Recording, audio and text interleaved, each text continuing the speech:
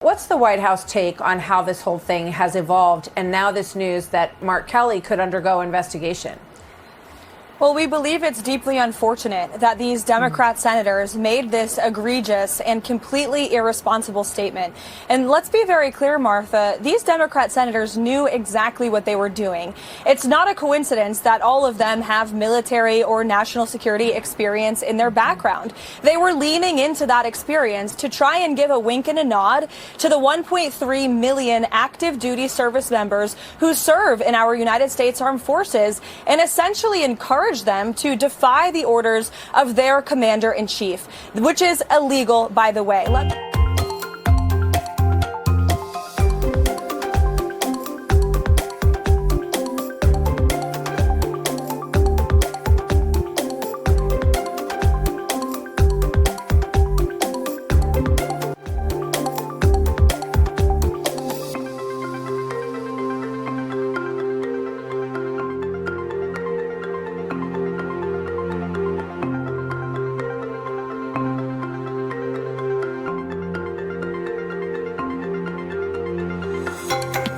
You can refuse illegal orders. You can refuse illegal orders. You must refuse illegal orders. No one has to carry out orders that violate the law or our Constitution. We know this is hard. And that it's a difficult time to be a public servant. But whether you're serving in the CIA, The Army, Our Navy, the Air Force, Your vigilance is critical. and know that we have your back. because now, more than ever, the American people need you. We need you to stand up for our laws, our Constitution, And who we are as Americans. Don't give up. don't give up. don't give up. don't give up the ship.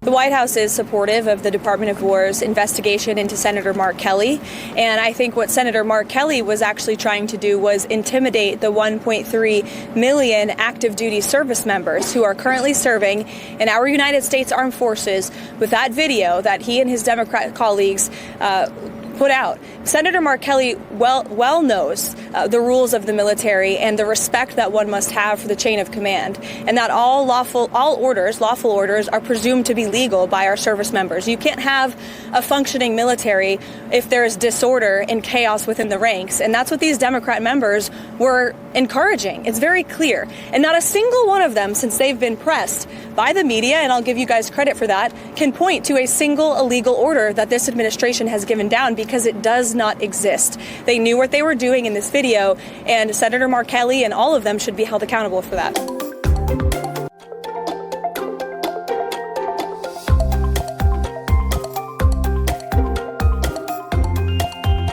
Let me be very clear. Not a single order this president or administration has given to our military has ever been illegal, nor will it ever be. This administration respects and abides by the law, and these officials know it. They are trying to sow chaos and distrust, which is a very dangerous thing to do within the military's ranks. The sanctity of our military respects and relies on law and order and the chain of command, and that's what this administration is trying to say, and that's why the Department of War opened up this investigation against Senator Mark Kelly today.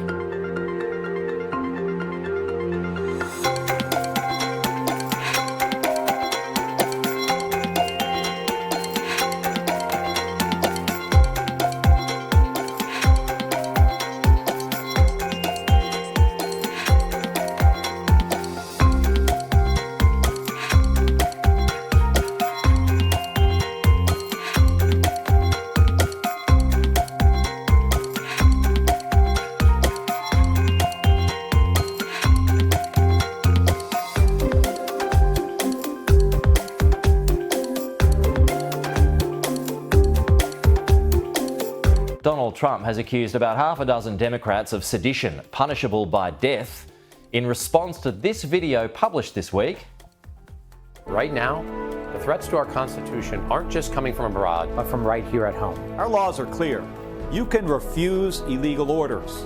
You can refuse illegal orders. you must refuse illegal orders. Joining us live for more on this, Republican strategist John Jordan. John, I've watched the video. I mean, what are they referring to there? What specifics about illegal orders? Do you know? Well, they're not clear. They just said refuse illegal orders generally, which obviously members of the armed forces, both the United States and as well as Australia, are obligated to do. But they don't specify what illegal is coming down or what illegal orders are given. And that gives away the game. Because here's what this is designed to do. This is a communication strategy. President Trump had Mohammed bin Salman of Saudi Arabia signed, multi-billion-dollar deals, is trying to make peace in Ukraine, actually is having headway with the economy, believe it or not. And so the Democrats, this is a common strategy to try to pivot away from that to get media attention to something where Trump will respond. It'll take all the oxygen out of the room. So this is a vague thing by the Democrats designed to promote some sort of response from President Trump that will divert attention to this and away from the substantive issues that matter to people around the world and in the United States. So it is self-serving then from the Democrats, but did Donald Trump take the bait? Yeah, to some degree. I mean, yes, he did. And they knew he would. He took it more than he should have, but not as much as the Democrats hoped. Yes, he did respond by saying this is treasonous, which technically it is, but both sides are being real vague here. This is a war of words, kind of like you see kids on a playground, but the Democrats started it to divert attention away from substantive issues and their own problems. So was the response, though, a little over the top? Yeah, I think it could have been handled better. I think the President Trump and the White House should have seen this for what it was and dealt with it with the contempt that it deserves. So, I mean, does this just go anywhere? Is this just a bit of fun and games within Washington and it just goes away? Yeah, this just goes away. This is going nowhere. There's no specific or credible allegation of anybody doing anything illegal. This is a media stunt to chew up the clock or chew up time and chew up media oxygen. Yeah, okay. Well, as Caroline Leavitt pointed out at press conference a little early, she says, look, it's not literally, he doesn't want to kill anybody, but still it's a sideshow, an interesting sideshow, as you point out. John, just finally on Epstein, I mean, it looks as though all the files are now going to be released. There will have to be some redactions, though, according to the president. What are you expecting here? Have your thoughts changed at all? No, not really. So there will be redactions, and that's to protect victims. And I think everybody can be for that, right? I mean, their privacy has to be respected. But what is coming out, and this is going, Trump derangement syndrome is a real thing in the United States and places around the world. So President Trump says he doesn't want something, so the Democrats and the media, which is the same thing, say they're for it. So President Trump said he didn't want the Epstein files out, so that made them want it all the more. And now it looks like, that, geez, Epstein was donating to Democrats. You had Epstein in communication with a Democrat delegate to Congress. Chuck Schumer, Hakeem Jeffries was seeking Jeffries' political advice for years. And President Trump, it turns out, was the only one that completely ejected him from his life by kicking him out of Mar-a-Lago and had nothing to do with him after this first allegation surfaced. Well, the Democrats just getting deeper and deeper with him. So I'm going to wonder that maybe this some sort of, in this case at least, some sort of brilliant strategy by President Trump and his media shop to the Democrats into this, because this is going nowhere for them. Well, I mean, I've just always been the thought if there was a smoking gun there, it would have been used by now. It would have been used under the Biden presidency. Well, yeah, I mean, 2016, they made up the Russian spy thing. I know. I mean, they're going all kinds of stuff. So if there was something real there, they'd have found it. Which is interesting about, sorry, John. Yeah, it's interesting now about, Marjorie Taylor Greene going so strong on this. If nothing else is revealed, how does this end up blowing back on her?